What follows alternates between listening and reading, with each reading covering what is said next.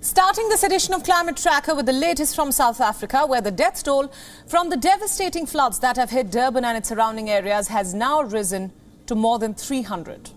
Many people still continue to remain missing. The rainfall, which is being reported as one of the heaviest in nearly 60 years, has pummeled Durban's municipality of eThekwini and the surrounding KwaZulu-Natal province.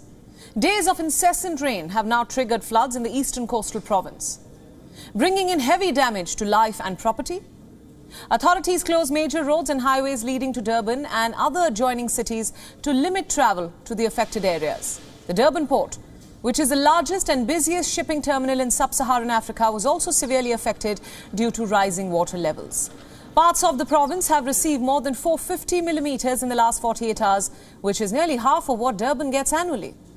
The National Police Force, meanwhile, has deployed 300 extra officers to the region as the Air Force sent planes to help with the rescue operations. More than 6,000 homes have been damaged so far. Meanwhile, President Cyril Ramaphosa visited Durban and surrounding areas on Wednesday to assess the severity of the damage.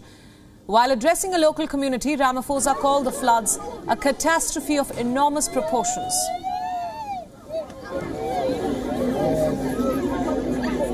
Sizohamba kwezinye indawo siyobuka ukuthi kumosheke kangakanani ukwenzela ukuthi sikwazi ukuthi umuntu ozoba khona uzoba umuntu onjani. So ngibonga kakhulu ukuthi lesinike lethuba ukuthi sizozibonela sikwazi ukuhlangana nalo. Hundreds of residents have been forced to flee their homes due to the incessant rainfall.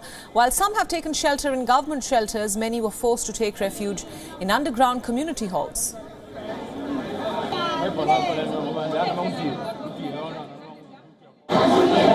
In 30 minutes, the water just coming. Then after that, I started running to the place which has no water on top. Then the water comes and it comes on top of my room. Then my room, the roof goes away, and then the walls fall down. That is what happened. Meanwhile, residents of Durban's Bhambai township protested against the lack of public services in the region after the floods disrupted water and electricity supplies in the area. Protesters blocked streets with rubble and burning barricades to demand proper facilities and repair of damaged infrastructure. The intense rainfall comes as scientists warn that climate change is fueling heavier rainfall than usual in southern Africa. For more updates on this story, our correspondent Alison Lagrange has now sent us this report from Durban. Take a look. I am in Umhloti, which is an area between KwaZulu-Natal's main airport and Durban city centre. Now, the level of destruction in this area is unprecedented. The road behind me has collapsed, and this is just one example of the destruction that has been caused by the floods. Roads have been completely damaged and flooded. Homes have washed away.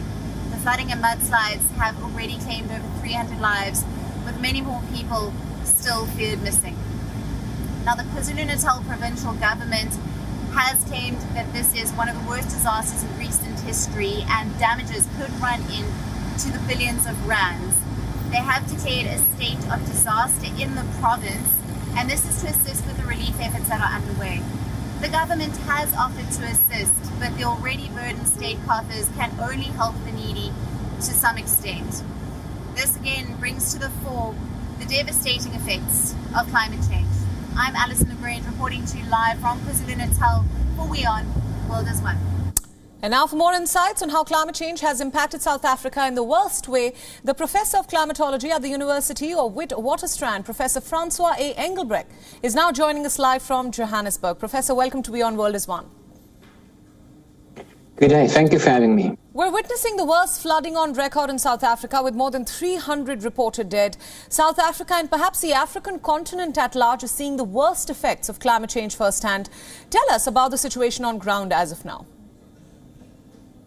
This is certainly one of the worst weather disasters in the historical record for South Africa. Just to give the viewers some perspective, there was a similar event very long ago, September 1987, when about 350 people died in the Durban area of South Africa And that specific flood event was caused by almost exactly the same type of weather system that caused the current immense devastation in the southeastern part of South Africa. Right. Also, 3 years ago, April 2019, there was a very, very similar event in the same South African province that killed about 70 people in mudslides and floods. So I want to point out that this is the wettest province in South Africa. It has always been vulnerable to flooding. But what you are saying is correct. Because of climate change, we can see a systematic increase in the number of these types of events. Right, and we're seeing that firsthand. Right, Professor, what you've just said is absolutely right. We're seeing the effects and the consequences of climate change firsthand across the world. But let's talk about the African continent in particular. It is battling other effects of climate change and calamities too. Famine, hunger across the Horn of Africa, regional violence in some parts, and now flooding. What can the world do to mitigate the worst impacts of climate change, specifically in Africa? Is aid the only answer?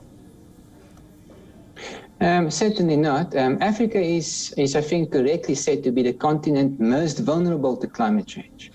I mean, the more developing an economy is, typically, the less is the infrastructure available that can reduce vulnerabilities to climate change. Let me give a few just very brief examples. All along the eastern seaboard of southern Africa and as far north as the southern countries in East Africa, there's the possibility of landfalling tropical cyclones. But in these African cities along the east coast, there are no seawalls to protect, for example, against the storm surge.